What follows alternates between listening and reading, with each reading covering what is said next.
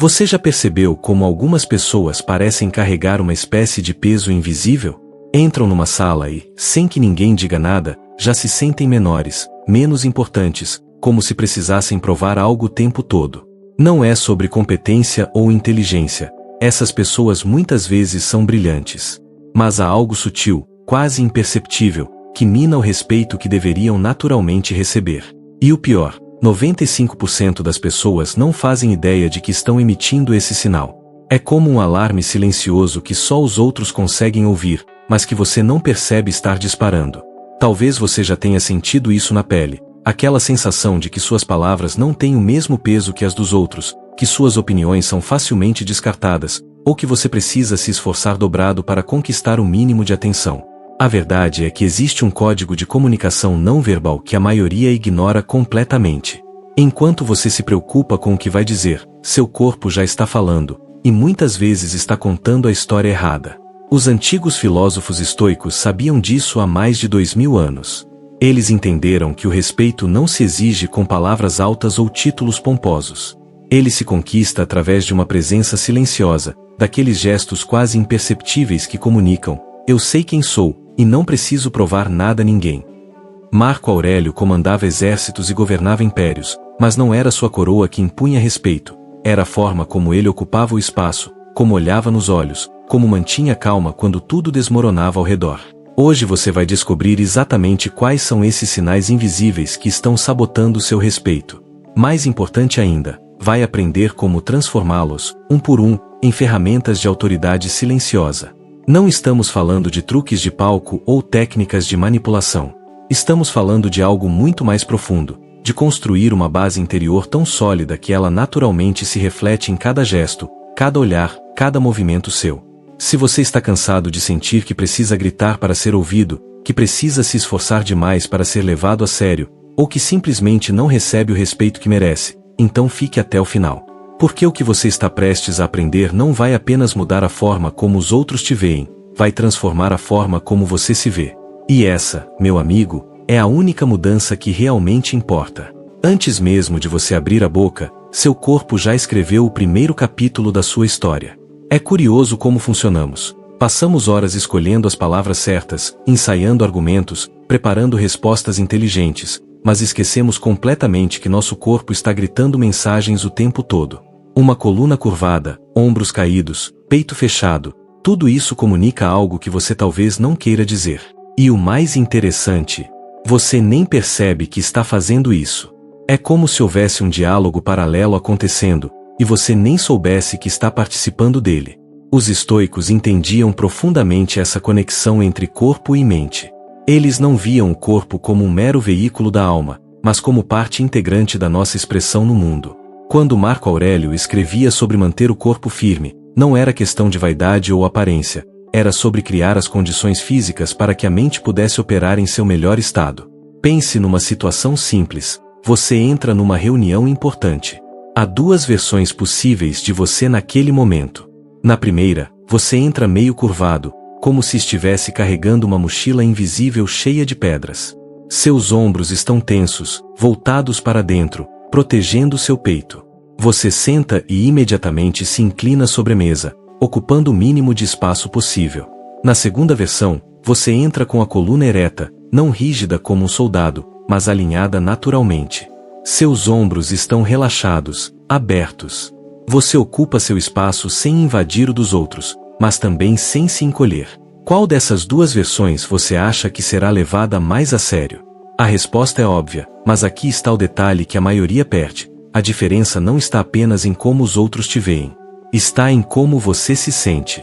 Quando você ajusta sua postura, sua respiração muda. Seu nível de cortisol diminui. Sua confiança aumenta, e não é placebo, é fisiologia pura. Faça um teste agora mesmo, onde quer que você esteja. Primeiro, curve-se. Deixe os ombros caírem para frente, abaixe a cabeça, feche o peito. Respire assim por alguns segundos e observe como você se sente.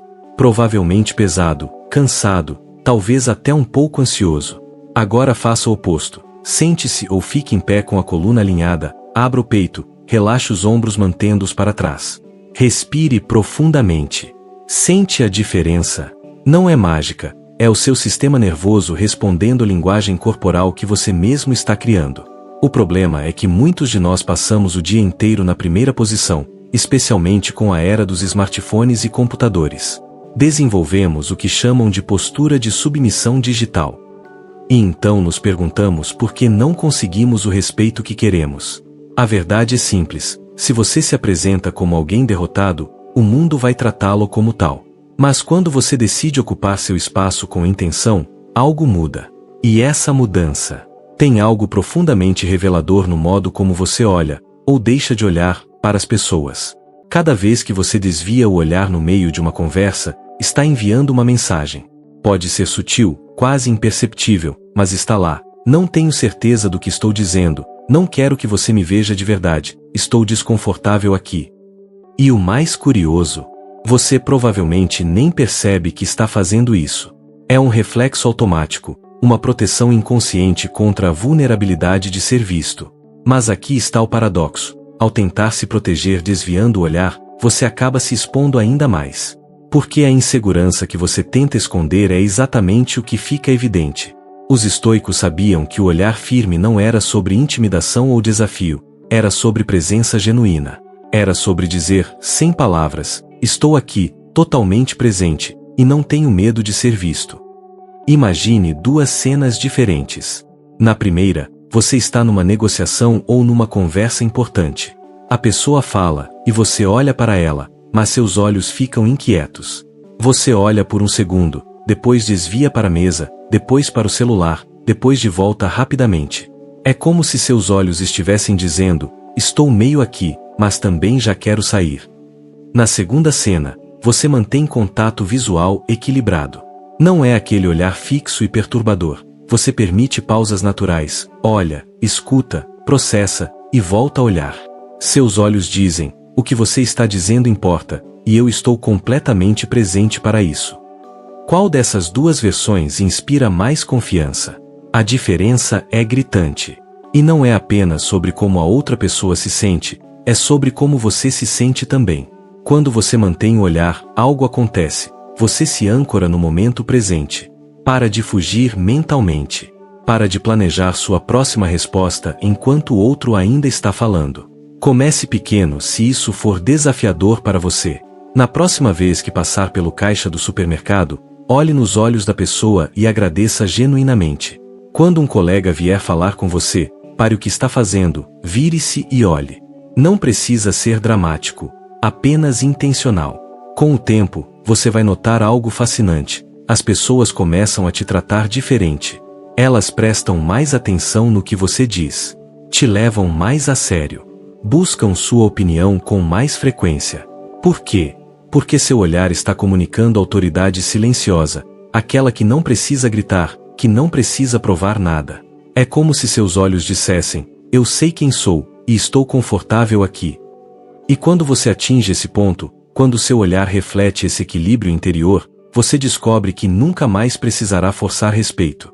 Ele simplesmente virá, naturalmente, como consequência de quem você se tornou. Mas tem mais, e está relacionado a algo que você faz dezenas de vezes por dia sem nem perceber.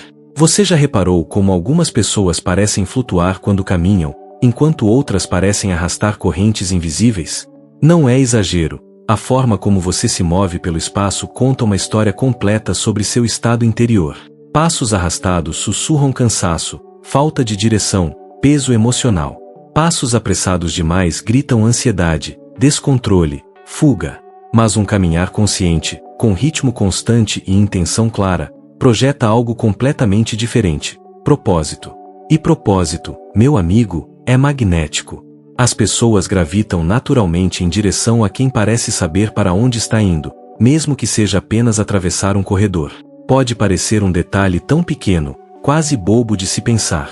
Mas observe ao seu redor. Observe aquela pessoa que entra na sala e todos naturalmente prestam atenção. Não porque ela pediu, mas porque seu modo de se mover já comunicou autoridade antes mesmo dela abrir a boca. Os estoicos tinham um conceito fascinante, a ideia de que cada ação, por menor que seja, deve refletir nossa filosofia de vida. Sêneca dizia que até os gestos mais simples carregam o peso da nossa intenção, ou da falta dela. Quando você caminha sem consciência, arrastando os pés ou correndo de um lugar para o outro como se estivesse fugindo de algo, você não está apenas se movendo. Está reforçando um padrão mental de desorganização ou urgência desnecessária. Seu cérebro registra isso. Seu corpo internaliza. E, eventualmente, isso se torna quem você é. Mas o inverso também é verdade. Quando você decide caminhar com intenção, algo muda neurologicamente. Você envia um sinal para seu próprio sistema nervoso: estou no controle. Tenho direção. Não estou fugindo nem perseguindo, estou simplesmente indo. E esse sinal tem poder. Poder sobre como você se sente, e poder sobre como os outros te percebem. Faça um experimento esta semana. Escolha 3 momentos diferentes do seu dia. Pode ser quando você sai de casa, quando vai para uma reunião, quando volta do almoço, e caminhe conscientemente. Não precisa ser lento como um monge zen, nem rápido como um executivo atrasado. Apenas encontre seu ritmo natural, aquele que parece equilibrado. Sinta seus pés tocando o chão. Mantenha os ombros relaxados. Olhe para frente, não para baixo. E observe o que acontece, tanto dentro de você quanto ao seu redor. Você vai perceber que as pessoas te dão mais espaço, não porque você está sendo agressivo, mas porque sua presença física está comunicando clareza. Vão te interromper menos. Vão te respeitar mais. E você vai se sentir mais centrado, mais presente, menos disperso. É engraçado como algo tão simples pode ter tanto impacto. Mas faz sentido, não? Se você não consegue nem atravessar uma sala com intenção, como espera conduzir conversas difíceis, negociações importantes, ou momentos de crise com autoridade? Tudo começa nos detalhes. E o caminhar é um deles. Mas tem outro detalhe ainda mais poderoso, e esse você provavelmente está desperdiçando todos os dias. Vivemos num mundo obcecado por barulho. Todo mundo falando, ninguém ouvindo. Todo mundo preenchendo cada segundo de silêncio como se fosse um vazio aterrorizante que precisa ser eliminado. E no meio disso tudo, quem domina o silêncio brilha como uma anomalia rara. Porque o silêncio bem usado não é ausência, é presença concentrada. É a capacidade de estar totalmente ali sem precisar provar que você está. Pense nas pessoas que você mais respeita na sua vida. Quantas delas falam o tempo todo? Provavelmente poucas. As que realmente impõem respeito são aquelas que escolhem suas palavras, que deixam pausas naturais, que não têm medo do vazio. Marco Aurélio era conhecido por isso. Ele preferia escutar. E quando falava, as pessoas paravam tudo para ouvir. Não porque ele gritava ou insistia, mas porque suas palavras eram raras o suficiente para terem peso. Agora pense nas suas próprias conversas. Quantas vezes você se pegou preenchendo o silêncio por puro desconforto? Quantas vezes interrompeu alguém porque não conseguiu esperar sua vez? Quantas vezes falou demais simplesmente porque o silêncio parecia ameaçador? Não é culpa sua, fomos treinados assim. Nos ensinaram que silêncio significa ignorância, hesitação, fraqueza. Mas isso é uma mentira completa. Na verdade, fazer uma pausa antes de responder comunica exatamente o oposto: ponderação, controle, inteligência emocional.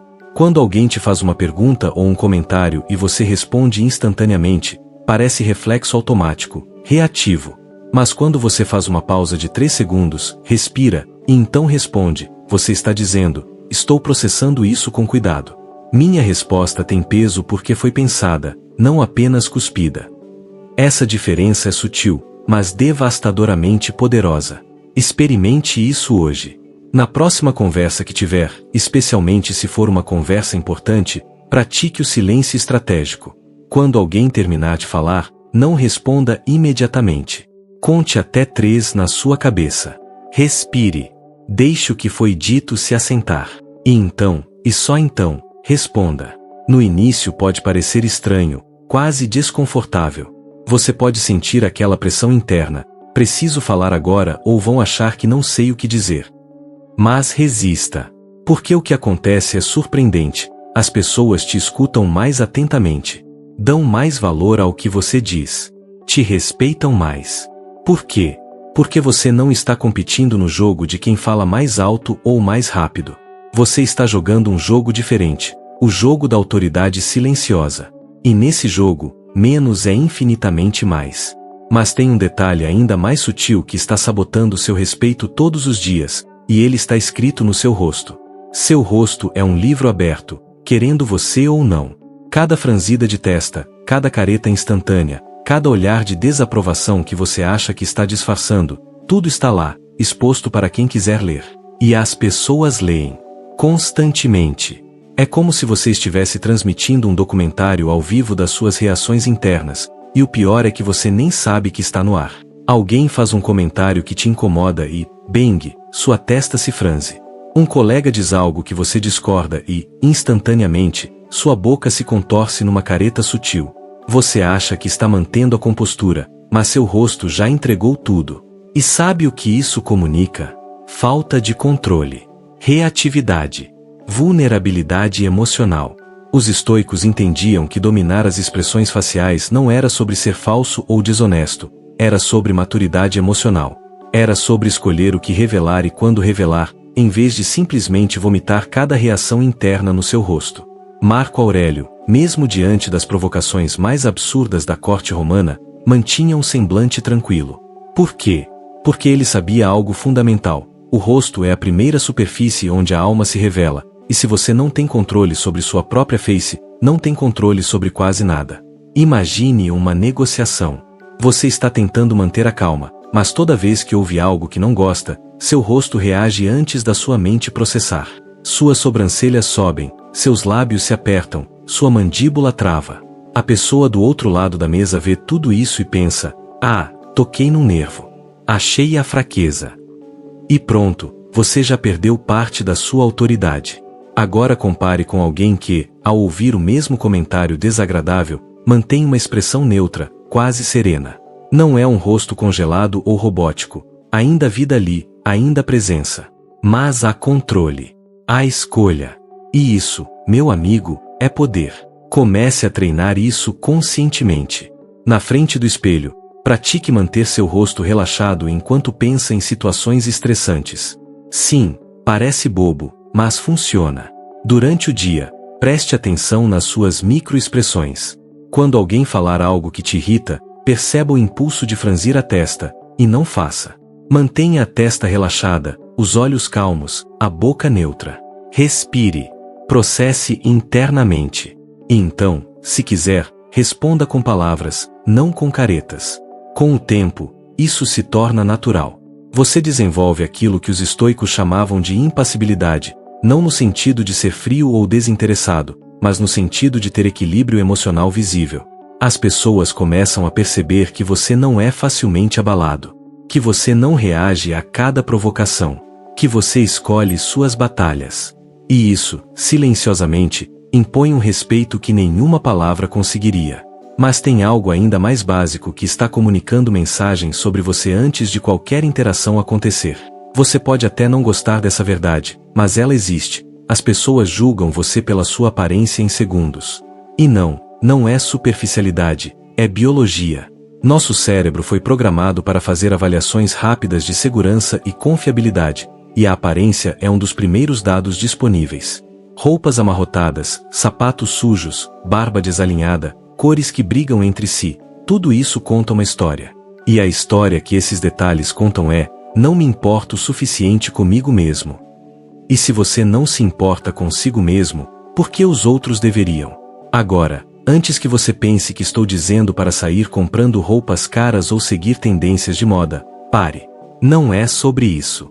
Sêneca usava túnicas modestas. Marco Aurélio não era conhecido pela ostentação. Mas ambos se apresentavam com zelo, com intenção, com cuidado. Porque eles entendiam: o exterior reflete o interior.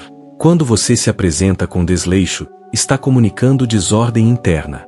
Pense em duas versões da mesma pessoa chegando para uma reunião. A primeira versão está com uma camisa que parece ter dormido nela, sapatos que já viram dias melhores, cabelo que não viu um pente desde ontem. A segunda versão está com roupas simples, talvez até do mesmo lugar, da mesma marca, mas limpas, bem ajustadas, combinando entre si. Sapatos limpos, cabelo arrumado, barba aparada ou bem feita. Qual das duas você levaria mais a sério? A resposta é óbvia. E aqui está o detalhe que muitos perdem: não é sobre quanto você gastou. É sobre quanto você se importou. Você pode ter uma camisa de R$ 30 bem passada e limpa que vai comunicar mais respeito do que uma camisa de R$ 300 amarrotada. A mensagem não está no preço, está no cuidado. E as pessoas percebem esse cuidado, mesmo que inconscientemente. Faça um exercício honesto. Abra seu guarda-roupa e pergunte: o que essas roupas dizem sobre como eu me vejo? Se a resposta for dizem que eu não tenho tempo ou dizem que eu não me importo, então você tem trabalho a fazer. Não precisa renovar tudo de uma vez. Comece pequeno. Escolha 3 peças que você usa frequentemente e certifique-se de que estejam sempre limpas e bem cuidadas. Preste atenção se as cores conversam entre si. Invista num sapato decente. Não precisa ser caro, precisa estar limpo. Cuide da sua aparência pessoal. Barba, cabelo, unhas. São detalhes, mas detalhes criam padrões. E padrões criam reputações. Quando você se apresenta com zelo, mesmo que sutil, as pessoas assumem, sem nem perceber, que você trata tudo em sua vida com o mesmo cuidado. Reuniões, prazos, compromissos, relacionamentos. E essa suposição abre portas que você nem sabia que existiam. Mas vestimenta é só o começo. Tem uma habilidade interna que supera qualquer roupa, e ela se chama impassibilidade. Impassibilidade não é frieza. Não é indiferença. Não é aquela pessoa robótica que não sente nada. É algo muito mais sofisticado. É a capacidade de sentir tudo, mas escolher quando e como expressar. É ser como um lago profundo. A superfície pode ondular com o vento, mas as águas no fundo permanecem tranquilas, imperturbáveis. Quantas oportunidades já foram perdidas por explosões de raiva? Quantas negociações fracassaram porque alguém não conseguiu controlar a ansiedade visível? Quantas relações foram danificadas porque alguém reagiu emocionalmente em vez de responder conscientemente? A serenidade sob pressão não é um luxo, é uma necessidade para quem quer ser levado a sério. E mais, é uma habilidade que pode ser treinada. Não é algo que você tem ou não tem. É algo que você constrói, dia após dia, respiração após respiração, escolha após escolha. Imagine um líder no meio de uma crise. Tudo está desmoronando ao redor. As pessoas estão em pânico. Os prazos são impossíveis. A pressão é insuportável. Agora, coloque 2 pessoas nessa situação. A primeira entra na sala já com a testa franzida, falando alto, gesticulando ansiosamente, transmitindo toda a tensão que sente. A segunda entra com calma, fala em tom equilibrado, mantém a postura, escuta antes de reagir. Qual delas vai conseguir que o time trabalhe melhor? Qual delas vai inspirar confiança de que há um caminho? A resposta é óbvia. A calma não é passividade, é poder concentrado. É a capacidade de processar o caos internamente sem se deixar arrastar por ele. E essa capacidade, meu amigo, é o que separa quem reage de quem responde. Quem é controlado pelas circunstâncias de quem mantém o controle apesar delas. Comece com algo simples, o exercício das 3 respirações. Na próxima vez que algo frustrante acontecer, um e-mail irritante, um comentário desrespeitoso, um atraso inesperado, não reaja imediatamente. Pare. Respire fundo 3 vezes. Na primeira respiração, reconheça a emoção, estou com raiva ou estou ansioso. Na segunda, aceite que isso é normal, é natural sentir isso. Na terceira, escolha como responder, mas eu não sou controlado por isso. Parece simples demais para funcionar, mas funciona. Com o tempo, você desenvolve aquilo que os estoicos chamavam de apatheia, não no sentido moderno de apatia, mas no sentido de equilíbrio inabalável. Você se torna o tipo de pessoa que outros procuram nos momentos difíceis. Não porque você tem todas as respostas, mas porque você tem algo mais valioso, presença serena. E essa presença, silenciosamente, impõe um respeito que nenhum grito jamais conquistaria. Mas tem um último pilar que sustenta tudo isso, e muitos têm medo de exercê-lo. Toda vez que você diz sim quando quer dizer não, você está enviando uma mensagem perigosa. Meu tempo, minha energia, minha dignidade são negociáveis. E sabe o que acontece quando você comunica isso? As pessoas acreditam. Não por maldade, simplesmente porque você ensinou que podem avançar. Um colega que te pede favores fora do espedário e você sempre aceita. Um parente que desrespeita suas escolhas e você nunca confronta. Um cliente que abusa dos limites do acordo e você deixa passar. Cada vez que isso acontece sem consequência, você reforça o padrão. Está dizendo, sem palavras, pode continuar, eu aguento. E então você se pergunta por que não recebe respeito. A resposta é dura, mas necessária, porque você não exigiu respeito. E exigir respeito começa estabelecendo limites claros, firmes e não negociáveis. Epicteto passou anos como escravo antes de se tornar filósofo. Se alguém tinha motivos para se sentir impotente, era ele. Mas ele ensinou algo revolucionário: ninguém pode te ferir sem o teu consentimento. Isso não significa que as pessoas não vão tentar, vão. Significa que você tem poder sobre quanta influência elas terão. Um limite é exatamente isso, uma linha que você desenha e protege. Não trabalho depois das 18 horas. Não aceito ser interrompido. Não tolero desrespeito, independente de quem venha. Essas linhas podem parecer duras, até egoístas para alguns. Mas não são. São autorrespeito materializado. E quando você se respeita, ensina os outros a fazer o mesmo. Um não educado mas firme pode gerar desconforto inicial, tanto em você quanto na outra pessoa. Mas esse desconforto é temporário. O respeito que ele constrói é permanente. Pratique isso esta semana.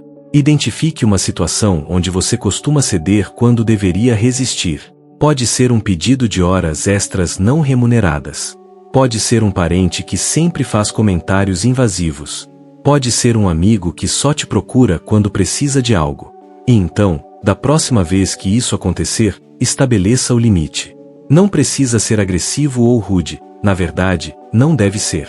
Entendo que você precisa disso, mas não vou poder ajudar desta vez. Agradeço a preocupação, mas essa decisão é minha. Eu valorizo nossa amizade, mas preciso que você respeite meu tempo. Veja o que acontece. Sim, algumas pessoas podem ficar incomodadas. Algumas podem até se afastar. E sabe o que? Deixe. Porque as pessoas que realmente te respeitam vão entender, vão aceitar. E muitas, na verdade, vão te respeitar ainda mais. Limites não são muros que isolam, são portões que você controla. Você decide quem entra, como entra e quando entra. E esse controle, silenciosamente, transforma completamente a dinâmica de como você é tratado. Mas tudo isso culmina numa qualidade final, quase mística, que poucos conseguem desenvolver. Presença é difícil de descrever, mas impossível de não reconhecer quando você a vê. É aquela pessoa que entra num ambiente e, sem fazer alarde, sem chamar atenção artificialmente, simplesmente preenche o espaço. Não é carisma no sentido performático. Não é charme ensaiado. É algo mais profundo, mais genuíno. É estar totalmente onde você está. Os estoicos chamavam isso de prosoche, atenção vigilante ao momento presente. É o oposto de estar fisicamente num lugar enquanto sua mente está a quilômetros de distância, planejando o futuro ou remoendo o passado. É aquela qualidade rara de alguém que, quando está com você, está realmente com você. Sem o celular vibrando e capturando a atenção a cada 5 segundos. Sem aquele olhar distante de quem está mentalmente ensaiando o que vai dizer depois. Apenas presente. Totalmente ali. E isso, meu amigo, é magnético de uma forma que nenhuma técnica de persuasão jamais será. Pense nas conversas que você mais valoriza na sua vida. Provavelmente não foram aquelas onde a pessoa era mais eloquente ou inteligente. Foram aquelas onde você sentiu que a pessoa estava verdadeiramente presente, verdadeiramente ouvindo, verdadeiramente vendo você. Essa qualidade é tão rara hoje que quando alguém a demonstra, ela se destaca como um farol no meio da neblina. No trabalho, essas são as pessoas que conseguem silenciar uma sala com um gesto sutil. Não porque gritaram ou exigiram atenção, mas porque a presença delas é tão completa que naturalmente atrai. Você já viu isso? Alguém está falando, e então essa pessoa se manifesta. Talvez apenas um comentário breve, uma observação simples, e todos param para ouvir. Por quê? Porque quando ela fala, é claro que vem de um lugar de presença total, não de reatividade ou ego. Quer desenvolver isso? Comece com um exercício simples mas brutal na sua honestidade. Na próxima conversa que você tiver, não planeje sua resposta enquanto a outra pessoa fala. Apenas ouça. Apenas esteja lá. Parece fácil, mas é devastadoramente difícil. Seu cérebro vai querer pular para o que você vai dizer. Vai querer julgar, avaliar, preparar. Resista.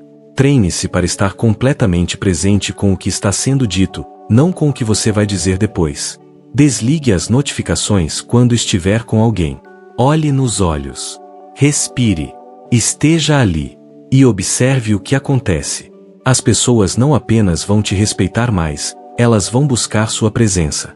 Vão querer estar perto de você. Porque no mundo onde todo mundo está perpetuamente distraído, alguém que está totalmente presente é um presente raro. Marco Aurélio escreveu: perca-se no momento presente. Todo o resto é ilusão.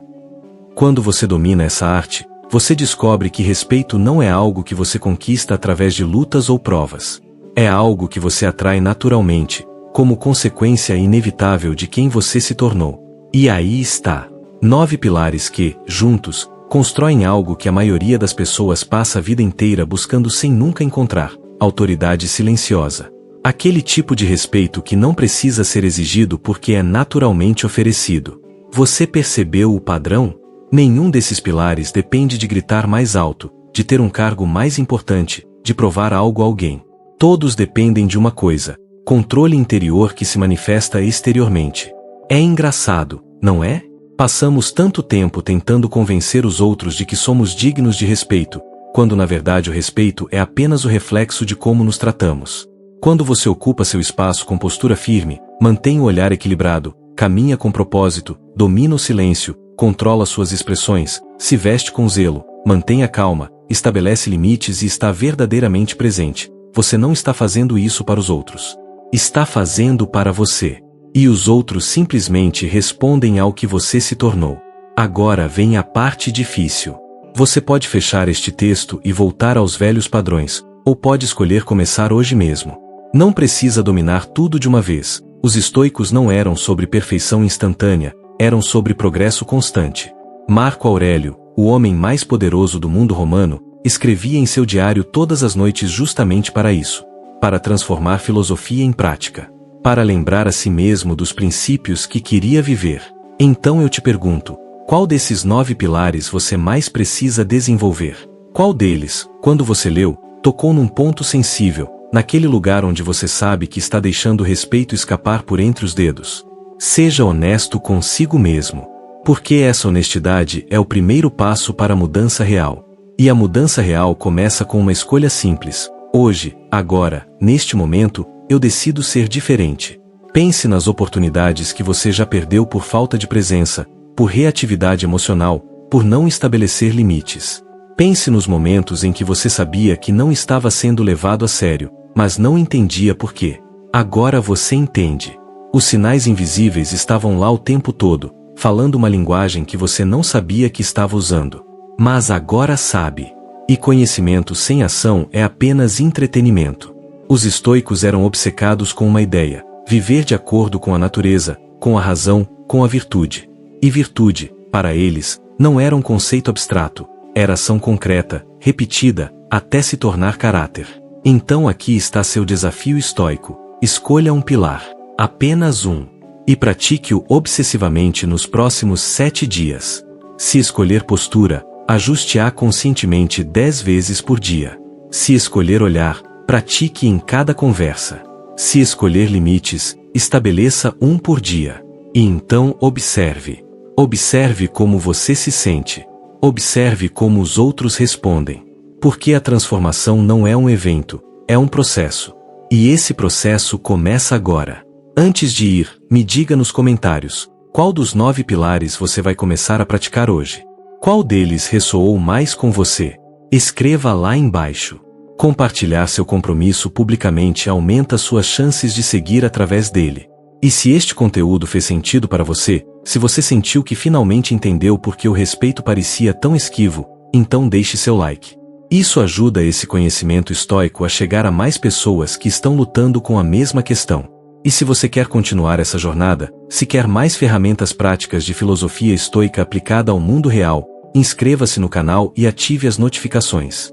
Porque aqui não é sobre teoria bonita que não serve para nada, é sobre sabedoria que você pode usar hoje, agora, para transformar sua vida. Os estoicos não escreviam para impressionar. Escreviam para viver melhor. E é exatamente isso que fazemos aqui. Te ajudamos a viver melhor, com mais respeito, mais presença, mais controle. Nos vemos no próximo conteúdo. E lembre-se, respeito não se exige. Respeito se atrai. Comece hoje a se tornar quem você precisa ser para atraí-lo naturalmente.